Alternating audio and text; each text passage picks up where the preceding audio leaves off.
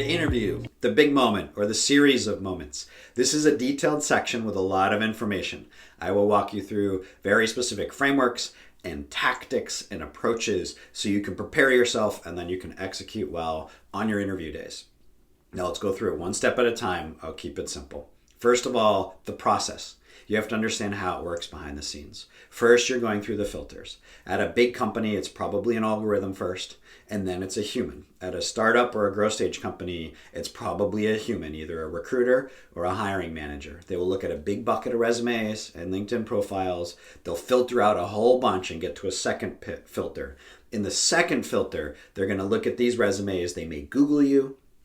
They may look at your LinkedIn profile, and they're going to look at what connections they have with you. If they're impressed with the connections and the people that you know, that they know, that instantly sheds credibility if folks that they have respect for are connected with you on LinkedIn. So think about your LinkedIn network and how you're managing that. And then ultimately, they're going to make a judgment call and then decide, okay, we want to spend a little bit more time with this group of candidates. Usually 20 to 30 minutes. What used to be a phone screen is now typically Zoom or done over video. And in that screen, they're going to decide, do we want to spend 4 to 5 hours of our whole team's time to really do a deep dive and assess if this person is either good or great? The first pass of the interview is generally about getting rid of weakness.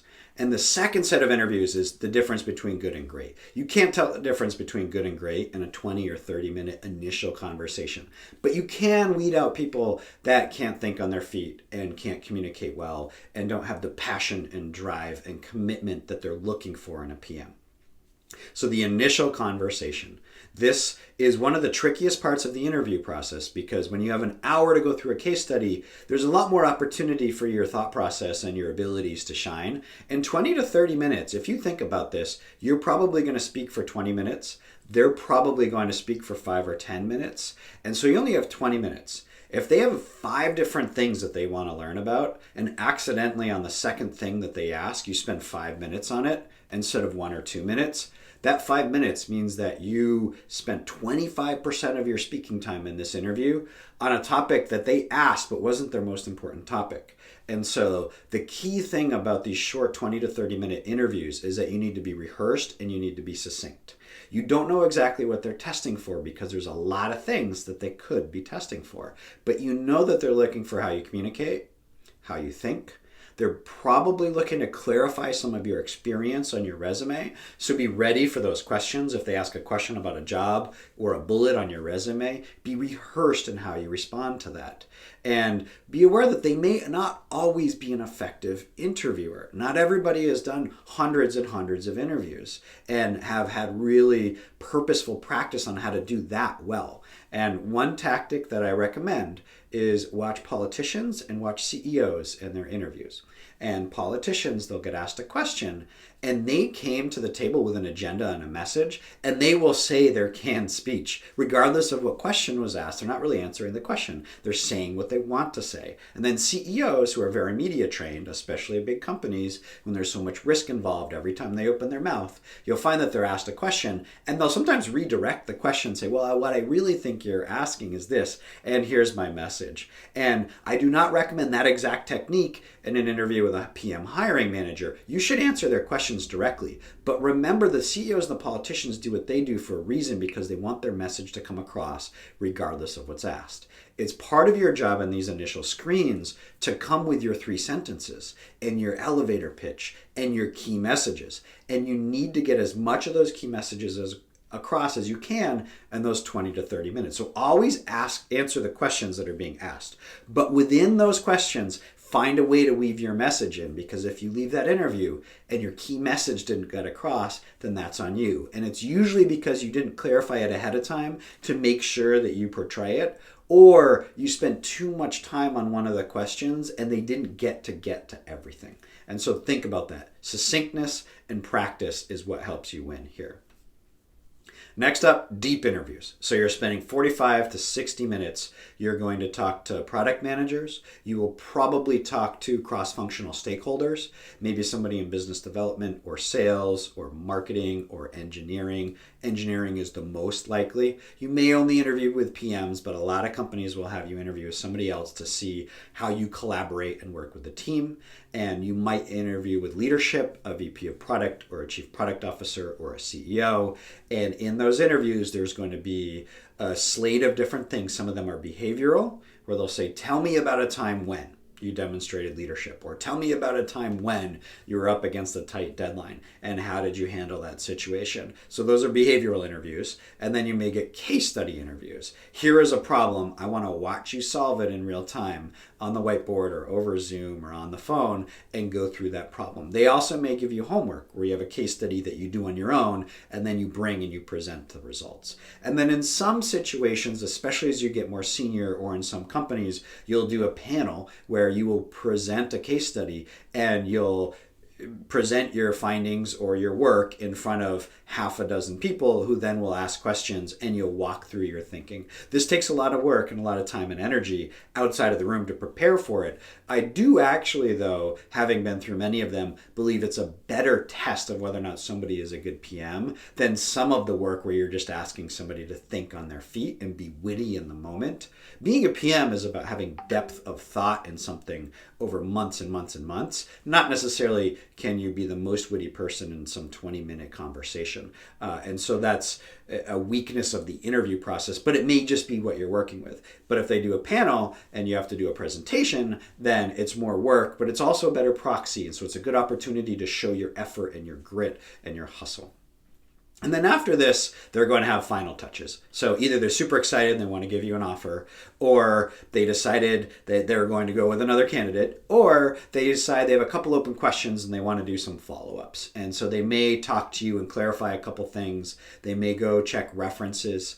And in this part of the interview process, it's really important to show energy and to show momentum and to show maturity, where you got to stay optimistic and you got to push them and you got to be persistent enough. Remember, they're managing a process on their side. And likely what they're doing is scheduling a hiring committee where there's a group of people in a room and the hiring manager is going to that committee, and maybe it's just their boss or maybe it's a group of people, and they're saying, we looked at 100 candidates, we filtered it down to 30, we talked to 10, we interviewed 3, and these are the pros and cons of these 3 candidates, and this is why I recommend going with this person, and this is the package that I would like to get approved. The hiring manager is usually going to their boss and saying, I want to hire this person and this is why. And so they're putting an argument together. And you have to, during the interview process, arm them with that argument so that they can go and it can be easy. That's another reason why I recommend your 3 sentences.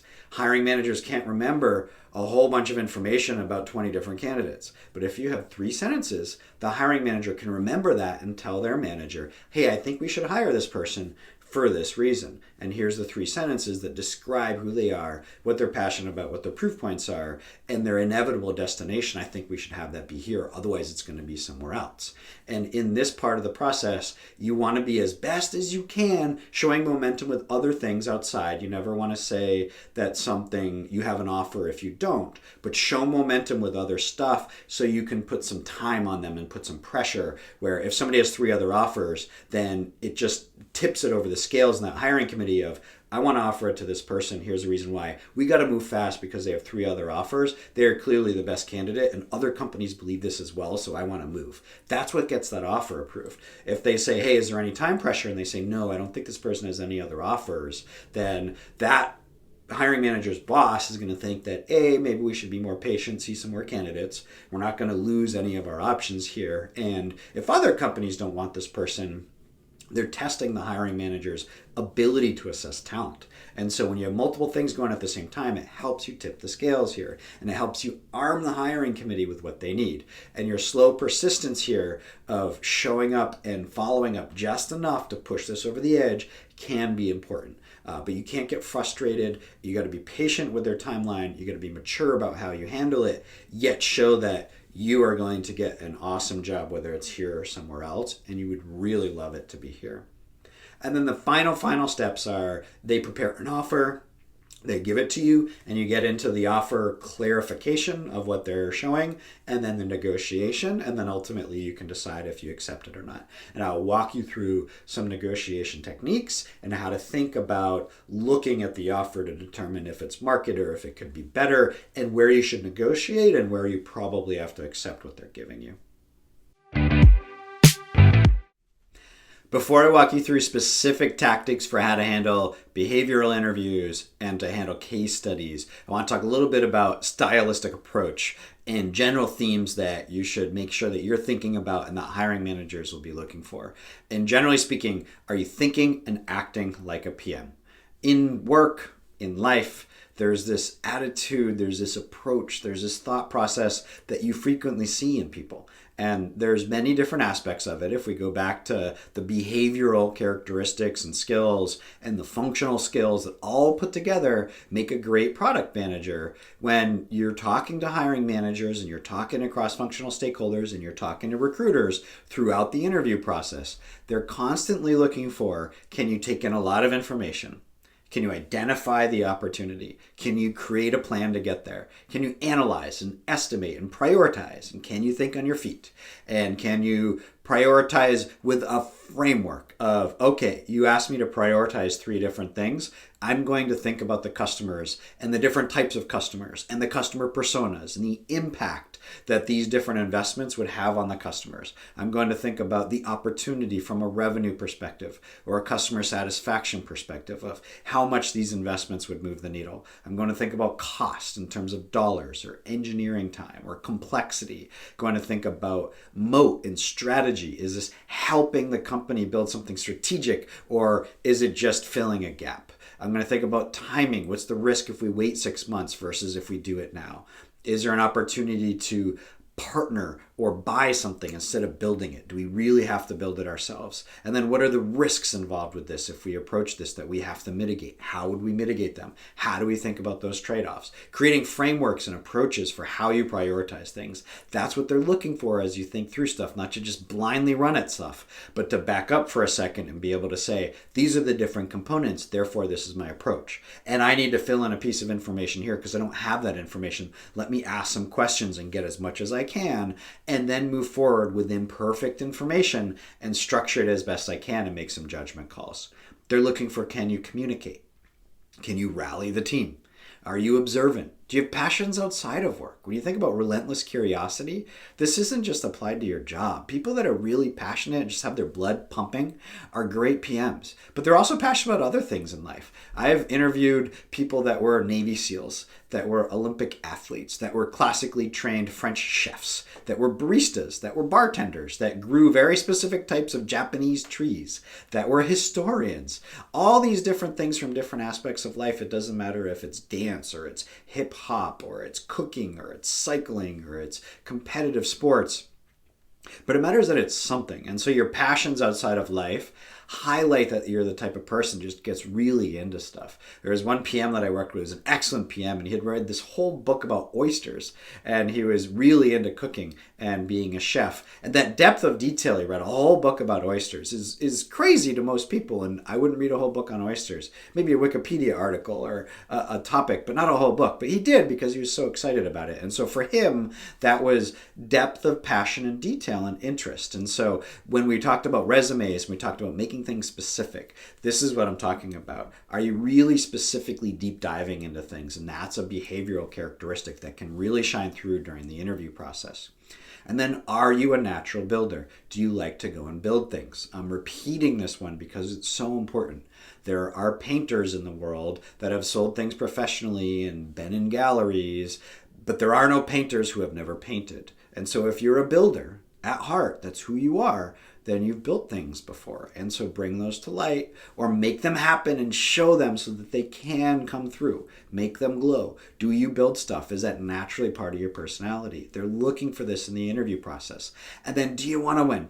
Do you want to come on this team and help this team win? When you're going through the interview, are you just, I want a job? Or are you assessing, what's the strategy of the company? What's the strategy of the product? What are the holes? What are the gaps? How could I help? What is the team like? When I jump on this team, how am I going to help this team win a championship? That's the attitude and the drive that they're looking for.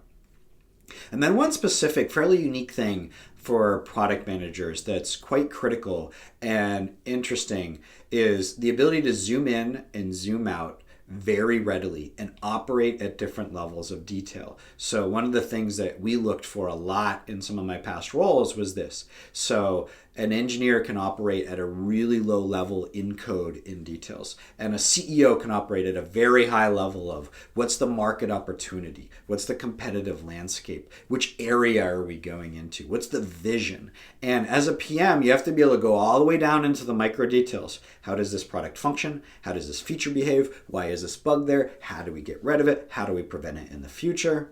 But also at the top level of what's the opportunity, what's the vision, what's the market, what are the trends, what's happening with customers. And then in the middle of, oh, okay, well, here are the 5 different initiatives, and here are the priorities, and here's why they are the priorities. And then all the way within this priority, this feature, this request, this detail, but then all the way back up to, but this is why we're doing that thing at all, because we're trying to take this part of the market for these 4 reasons, because it's very strategic to us and it'll help us build a great business. And so your ability to zoom out and then zoom in. A lot of people can operate at 60,000 feet and talk about vision and strategy, but don't work well on the details. A lot of people work well at the details, but aren't necessarily visionaries thinking about markets and opportunities. And you need to blend both and readily operate at any of these levels of detail depending on the conversation and who you're talking to. And that is a skill that you can develop over time with practice as a PM. Certain parts of that may be innate, but it's something to work on, something to practice, and it can come through in the interview process. Doing your homework. What do I mean by this? When you're a PM and you're given a project and you're given a job, there's going to be a lot of ambiguity. And the great PMs have a hiring manager that can say, hey, I want you to go tackle this problem. And you go and you figure out all of the different components, and you're going to be relentlessly curious, and you're going to be pushing, and you're going to figure out the questions you need to ask. And then you're going to figure out the answers to those questions, and then you're going to come up with a plan. And so they didn't hand you everything. They didn't give you a roadmap. They gave you a problem, and you went and you solved that problem. And whether or not you do your homework, whether or not you do the details, whether or not you do the preparation before going into a set of interviews with a B2B company, that if you're in the enterprise world, or whether or not you did a whole bunch of homework on the different personas in a B2C context, that trait will start to come through in the interview process if you're doing your homework during the interview process. And so do your homework. What does this mean? Some very specific things to look at. When you're interviewing with a company, you should know that company's business. And I mean specifically, what are the product lines? Who are their customers? If they're big customers and they're well known, you can find this on Google. You should know a bit about their customer base and the problems and challenges that they face. You should know if they've had recent big product launches or recent announcements, if they've been in the news for something. This is topical, this is timely, you should be looking at that. You should know the keys to the business model, either at a fundamental level or at a detailed level. And if you don't at a detailed level, then this is what you should be coming in and asking about during the interview process so you can have a full understanding of their product line and their product strategy. And then from a team and culture perspective, you should know who the key people are at the company, some of the leaders, some of the well-known folks. You should know some of the aspects about the culture so that you can know if it's a good fit for you and have a few specific details to follow up on to learn more during the interview process. And then take notes during the process. One big mistake I see a lot of people make is it's very natural during an interview when you're one of many interviewers to come in and say, oh, who have you talked to so far? I see that question very, very, very frequently. A lot of times the answer is, I don't know. And why? It's because you've got a lot of things in your life, and this interview is just one of them. And you talk to multiple people, you're interviewing with multiple companies, there are a lot of names, and it's really easy to forget the names. And in the moment, you're not ready for that question. You're ready for who are you and where have you worked or what's your elevator pitch, but you're not ready for who have you talked to so far. And so a lot of people freeze up and either off the cuff they're able to give the names, or they just don't remember and they're not even sure if it was 3 people or 4 people or 2 people or 3 people, or if it was somebody from marketing, but they forget the name, and then it sort of gets lost. Now, the really effective way to answer this is to take very specific notes and say, yeah, I talked to Sally in finance, I talked to Frank in accounting, I talked to 2 PMs, these names, etc. And it makes you look like you just have your stuff together. And it's so important, and it's so simple, and it's so easy. So be prepared for that. Keep track of every person you talk to, their names, a couple little notes, and what their job title and role is. If you go into, let's say you're in a B2B environment and you go and you interview a big enterprise customer and you're brought in, one PM is going to show up and a VP at this customer is going to say, okay, great. I know you came here to interview some of our folks so that you can prioritize your roadmap better. Who have you talked to so far? Same situation. One PM is going to look like a deer in the headlights. And another PM is going to say, oh, well, I talked to these 3 people in these 3 roles. I still have a couple open questions and I'd really like to talk to somebody in this department. That PM sheds instant credibility because they came prepared and it looks like they know what they're doing. And that enterprise customer is going to be like, wow, great. I'm glad I'm working with this person in this company. And the difference between those 2 PMs comes through in the interview process. Who have you talked to? Have your notes. And anything similar to that, just be prepared because it shines not just in the interview, but as how you're going to behave when you're on the job. Asking great questions. One of the most important PM skills is asking great questions, which means that you should be asking great questions during the interview process. It's a proxy for whether or not you will be asking great questions when you're on the job. And so what does it mean to ask great questions? For one, it means always ask questions when you have the opportunity to. I see this mistake a lot. Somebody says, hey, do you have any questions? And the answer is no. It doesn't matter why the answer is no. You really think you've had all of your questions answered, etc. But it shows a lack of curiosity, and it shows that this is one of the most important decisions in your life. Is this the right culture for you? And is this the right company for you? And is it a solid product and strategy that's going to be successful? If you are not interviewing in the other direction to figure out if it's a good fit for you and if it's a good product and strategy, then either you're desperate or you're poor at decision making. And people don't want anybody in either of those buckets. And so you should always ask questions. Now, it's okay to ask the same questions to each interviewer. Just because you've had your questions answered doesn't mean you can't ask them again. So you can ask the same question over and over. I actually recommend it. Hey, I read this blog post about your culture and your product planning just recently shifted from being quarterly to being every 6 months. I think that's really interesting. Can you tell me more about that and what's working and what's not?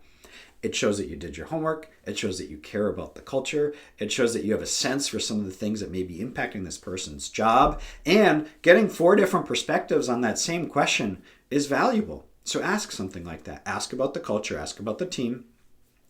Also have some things on the product and strategy side. If you just come in and say, hey, what product lines do you have? Whew, you didn't do your homework. Not a great question. If you come in and say, yeah, I've been looking into this product line. It looks like you have a lot of presence in the US, but I read that you're about to launch in 3 countries in Europe and go international for the first time. That's a big moment. I'm curious, are you ready for internationalization? I know a lot goes into that between languages and currencies and regulations and cultures, or is this going to be a big part of the roadmap over the next 12 months? That's a very different question. It shows that you're astute. It shows that you did your homework. It shows that you're focusing. That's just an example. But whatever is specific to this company that's going to make the product strategy work, or whatever is specific to this culture that's going to make it a good fit for you, come up with a list of questions in advance. And then if you ask the same questions to multiple people, that's fine. But don't ever, ever, ever be dry. Unless you've talked to the same person multiple times and they say, hey, do you have any questions? And you're like, no, you've done a really good job answering my questions before. I have a good sense of what the culture is and what the product strategy is. That's okay. But otherwise, if you come in and you ask no questions, you are not an effective PM, because effective PMs ask great questions.